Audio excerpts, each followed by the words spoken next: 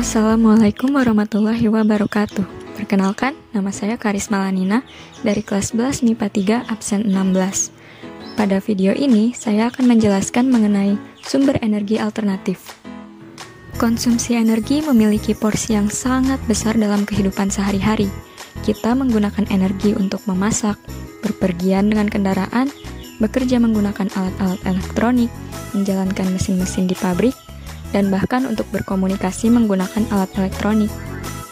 Namun, dari mana asal semua energi ini? Ada dua jenis sumber energi. Yang pertama adalah sumber energi yang tidak dapat diperbarui, dan satu lagi adalah sumber energi yang dapat diperbarui. Untuk saat ini, kita mengandalkan penggunaan energi dari minyak bumi, batu bara, gas alam, yang juga dikenal sebagai bahan bakar fosil, yang merupakan energi yang tidak dapat diperbarui, dan suatu saat nanti akan habis. Di sini, saya akan membahas lebih lanjut mengenai sumber energi alternatif yang dapat diperbarui.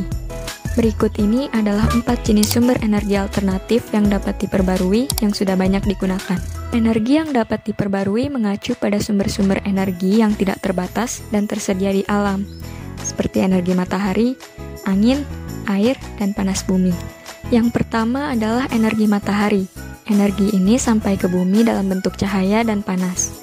Untuk pemanfaatan tenaga matahari, digunakan alat yang disebut dengan panel surya yang dapat mengubah energi cahaya matahari menjadi energi listrik dengan teknologi fotovoltaik. Panel surya menggunakan foton yang dihasilkan oleh sinar matahari untuk menghasilkan listrik arus searah atau DC. Ketika foton mengenai panel, mereka diserap oleh bahan silikon semikonduktor panel.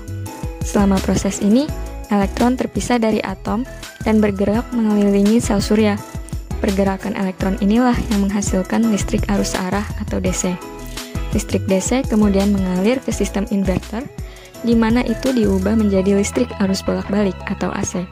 AC adalah jenis listrik yang dibutuhkan untuk memasok properti dengan daya. Selanjutnya adalah energi yang berasal dari pergerakan angin. Energi ini dikenal dengan sebutan energi eolik. Turbin angin merupakan teknologi yang digunakan untuk mengubah tenaga angin menjadi tenaga listrik. Secara sederhana, turbin angin memiliki beberapa bagian inti, yaitu bilah, poros, generator, dan tiang penyangga.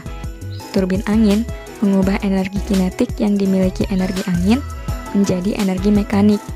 Energi kinetik dari angin menabrak bilah turbin angin sehingga bilah ini berputar membuat porosnya berotasi. Rotasi poros inilah yang kemudian menggerakkan generator dan akhirnya menghasilkan listrik. Berikutnya adalah tenaga air. Tenaga air ini dikenal sebagai energi hidrolik. Pemanfaatan tenaga air biasanya dilakukan dengan menggunakan bendungan atau dam. Air yang ada di bendungan akan turun ke dalam lubang untuk memutar turbin. Perputaran turbin tersebut akan menghasilkan energi mekanik yang dikonversi melalui generator menjadi energi listrik. Berikutnya akan diteruskan ke power supply listrik dan akan disambungkan oleh kabel.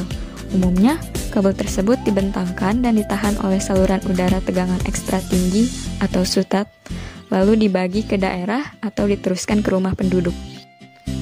Terakhir adalah energi panas bumi atau geothermal. Cara pemanfaatannya secara singkat adalah dengan membuat sumur yang kedalamannya mencapai titik panas bumi. Lalu, panas tersebut dialirkan ke lokasi turbin untuk menggerakkan turbin, sehingga terjadi konversi dari energi kalor menjadi energi kinetik. Turbin yang dikoppel dengan generator akan membuat generator berputar saat turbin berputar, sehingga terjadi konversi dari energi kinetik menjadi energi mekanik. Lalu, generator akan berputar dan menghasilkan energi listrik. Itulah pembahasan mengenai sumber energi alternatif yang dapat diperbarui. Semoga bermanfaat. Terima kasih sudah menyaksikan. Wassalamualaikum warahmatullahi wabarakatuh.